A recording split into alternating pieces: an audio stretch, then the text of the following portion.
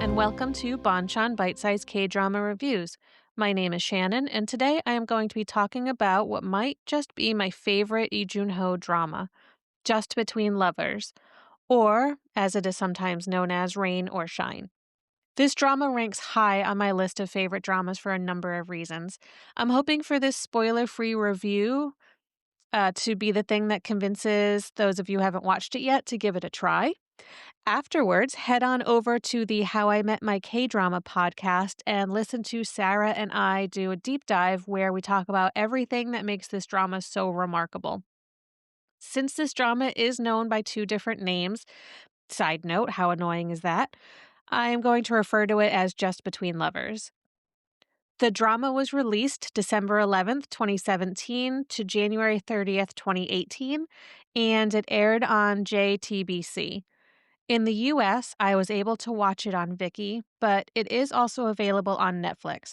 When a drama is available on both, I tend to choose Viki because I like their subtitles better. Kim Jin-won is the director. He also directed another favorite of mine, A Time Called You. In 2017, he also directed The Package, which I haven't watched yet, but is on my to-watch list. Yu Bo-ra is credited as screenwriter. She has a pretty short resume from what I've seen. I haven't seen anything else she's written, nor do I recognize the titles. Check out her My Drama list if you're curious. Our main leads are played by Jun-ho and Won Jin-A. If you listen to my Typhoon Family episode, then you'll know that I love Jun-ho. He is a member of 2PM as well as a Baeksang award-winning actor for his role in The Red Sleeve. I think at some point I'm just going to have to finish watching all of his dramas and do a whole episode devoted to him. Oh, what a hardship. If everything goes to plan, this podcast episode releases on the same day as his new drama Cashero. Guess what I'll be doing today? Won Jin-A, however, made her drama debut in Just Between Lovers. Since then, she has also been in She Would Never Know, opposite Rowoon. She has a few other credits to her name, but the only one I recognize is Hellbound.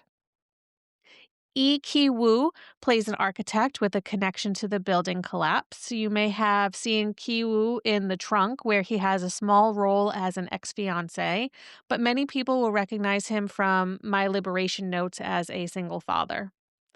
Kang Ha-na plays a role as second female lead who wants to get back together with Lee Ki-woo's character. She is an actress that will probably be familiar to some watchers. She played the bitchy half-sister in Moon Lover Scarlet Heart Rio.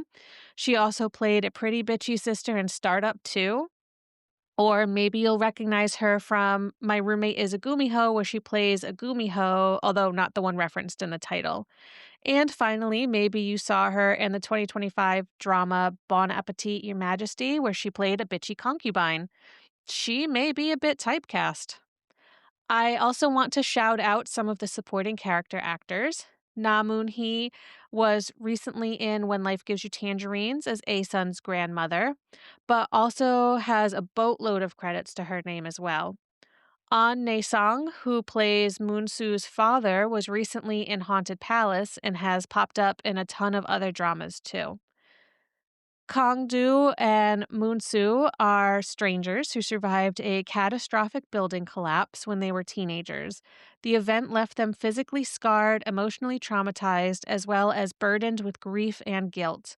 Fate brings them together years later when a new construction project is planned at the very site of the old disaster. Working in close proximity, they slowly recognize each other's buried pain and begin to form a quiet, healing connection. Kang-do is played by Lee Jun-ho. Production did their best to make him look rougher. He's wearing lots of plaids and flannels. His hair is dyed like an orangish color and it's permed, but I mean, he's still a gorgeous human being. Anyway, Kang-do is tough and stubborn. Like I said, on the outside, he appears rough, but on the inside, he is incredibly vulnerable. He survived the building collapse as a teen, but that left him scarred physically and emotionally. He takes jobs as they come, but his life is filled with chronic pain, debt, and loneliness. Ha Moon-soo is played by Won Jin-A. She is a quiet and hardworking person. She loves putting architectural models together. She is calm and composed, but carries around a lot of grief. She seems to have some memory loss regarding the building collapse and what happened afterwards. Lee Ki-woo plays architect So Ju-won. He is involved with the project that is being built at the site of the previous disaster. He is professional and thoughtful. He becomes an important person in Moon-soo's life. Kang Hana's character is Jung Yoo-jin. She is as ambitious as she is pragmatic. She can be very blunt, but is still a little vulnerable as well. Because she struggles a lot between corporate responsibility and the moral weight of the site's history, she brings a lot of tension to the workplace. If you are into slow burn, emotionally driven dramas, then this is a must for you. It is a romance, but it is also about trauma and survivor's guilt, healing through shared vulnerability and family burdens. It focuses on character development and the gradual process of healing. If you're looking for a romance that is soft and deep, then this fits the bill perfectly. This drama is all about the people and not the plot twists. Because it covers emotionally heavy issues like grief and trauma, don't expect a light and fluffy mood. This one can stray into the melancholy, but there's no contrived drama here. It's very grounded and doesn't use cliches in its storytelling. Despite those heavy themes, it is an uplifting story. It's a must watch if you are a Lee Jun-ho or Won Jin-A fan. Some similar recommendations would be When the Weather is Fine, Our Beloved Summer, maybe even Something in the Rain. I've seen My Mister recommended as something similar, but I haven't seen that one yet. I know, I'll get around to watching it one of these days. I would say that this drama is pretty emotionally impactful, and that's what makes it so great. It portrays drama with honesty and isn't melodramatic about it. It's not really talked about, but these characters struggle with PTSD for sure, and we can see how that affects their everyday life. The romance is a slow burn, but it builds naturally. You can tell that these two characters grow to feel emotionally safe with each other, which is a big deal for them. And these characters aren't perfect either. They are flawed, which makes them feel even more real. The directing and cinematography support the emotional tone in things like rain, empty streets, and soft lighting. There are some long takes that let the emotion of the scene have a moment to breathe and sink in. Lee Jun-ho is especially talented at showing that his character has a lot of unspoken emotion. In fact, everyone does a nice job at subtle and grounded performances. There's nothing over the top about how they express their characters' emotions. Think micro expressions, small smiles, and silent tears. I could totally go on, but the last thing I'll throw out there is that there is a found family that grows stronger as the drama goes on. Since this is a top drama for me, it's tough for me to give any negatives about it. It's a pretty well loved drama by the masses as well. I guess maybe some people don't like the slow pacing. So if that's something you dislike, then avoid this drama. Its melancholy tone might put people off, even though I personally find it to be well balanced throughout.